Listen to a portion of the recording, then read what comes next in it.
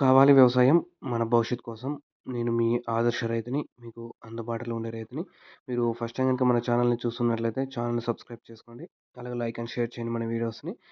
ఈరోజైతే డే 1లో మనం ఈరోజు సెరికల్చరు. దీనికి చాలా రకాల పేర్లుంటాయి. మేమైతే ఇక్కడైతే ఇంగ్లీష్‌లో అయితే సెరికల్చర్ అంటారు. తెలుగులో అయితే మల్బరీ అంటారు. పట్టు పురుగుల పెంపకం అంటారు.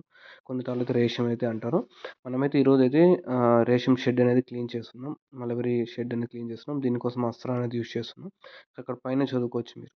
ఇదనేది ఏమైంది మల్టీపర్పస్ కోసం అయితే యూజ్ అవుతుంది. మల్టీపర్పస్ అంటే ఏమన్నా గానీ ఆల్రెడీ మనం ముందు పంట అయిపోయింటుంది. తర్వాత పంట పెట్టే ముందైతే మనం అనేది ఈ అస్త్రా పౌడర్ అనేది వాటర్‌లో ఇలా ఆల్రెడీ డ్రమ్‌లకి వాటర్ పట్టి పెట్టాం చూడండి. డ్రమ్ పెట్టాక చీరలో అయితే ఏసుకోవాలి. ఎందుకంటే లాస్ట్‌లో ఏమన్నా ఉన్నా కరగనివి ఏమన్నా ఉండుంటే పూర్తిగా అయితే దీంట్లో నుంచి మనం బయటకి తీసేయొచ్చు.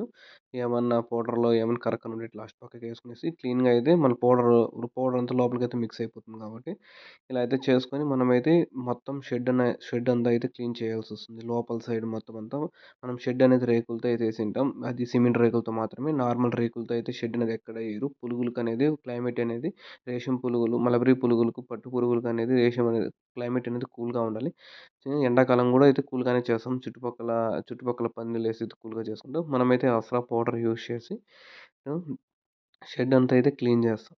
ఈ క్లీన్ అయితే బాగా పర్ఫెక్ట్‌గా క్లీన్ చేసుకోవాలి. ఎందుకంటే ఒకవేళ క్లీన్ చేయకపోయినామనుకో చీమల వల్ల గూడా ఎఫెక్ట్ అవుతుంది. మామూలుగా మన ఇండ్లో తిరుగుతా ఉంటాయి చూడు. ఎర్ర చీమలు, నల్ల చీమలు కూడా. ఎర్ర చీమలు కూడా అయితే రేషం పురుగుల్ని చంపేస్తాయి. ఇది ఎఫెక్ట్ అనేది ఎక్కువుంటుంది. ఎటువంటివి లోపలికి రాకూడదు. షెడ్‌లోకైతే ఎటువంటివి రాకుండా అయితే మనం పర్ఫెక్ట్‌గా అయితే క్లీన్ చేసుకోవాలి. ఎందుకు క్లీన్ చేసుకుంటామంటే దీనివల్లే. అసలు ఎటువంటివి కూడా ఏమి పురుగులొచ్చినా, చీమలొచ్చినా చీమలు అలాంటివొచ్చినప్పుడు ఏమైతే చాక్ పీస్ అయితే కింద లైన్‌కైతే గీస్తాము. మనం ఆల్రెడీ షెడ్ ఏసాం కాబట్టి, షెడ్‌కి ఇటు సైడ్ 5 వరుసలు, అటు సైడ్ 5 వరుసలు. పై వరకైతే ఏసుకోకూడదు రేకులు. రేకులు పై వరకు ఎందుకంటే పైనుంచి ఎండ పడినప్పుడు హీట్ అనేది వస్తుంది. మనమైతే పర్ఫెక్ట్‌గా మోటార్‌తో అయితే క్లీన్ చేసుకుంటాం. మోటార్‌తో ఏమైతే మనమైతే స్పీడ్‌గా అంత లెక్కలైతే పడుతుంది. నార్మల్‌గా వాటర్‌తో చల్లినామనుకో అంత ఎఫెక్ట్‌గా అయితే వర్క్ అవ్వదు. ఇక్కడ చూసుకోవచ్చు షెడ్‌లనేది. మనము 3 వరుసలైతే ఉన్నాయి. పైకైతే 5 వరుసలుంటాయి. పై వరకైతే వెయ్యము. ఎందుకు వెయ్యము అంటే ఎండాకాలం అయితే హీట్ ఎక్కువవుతుంది. దానివల్ల అయితే పై వరుస పురుగులు చనిపోయేదానికి ఛాన్సెస్ ఉంటాయి. ఇలా అయితే పర్ఫెక్ట్‌గా క్లీన్ చేసుకొని తోసుకునేస్తాం. ఇంక రేపైతే పులుగులైతే రేపు మర్నాడు 2, 3 దినాల్లో అయితే పులుగులు వచ్చే ముందైతే క్లీన్ చేసుకుంటాం.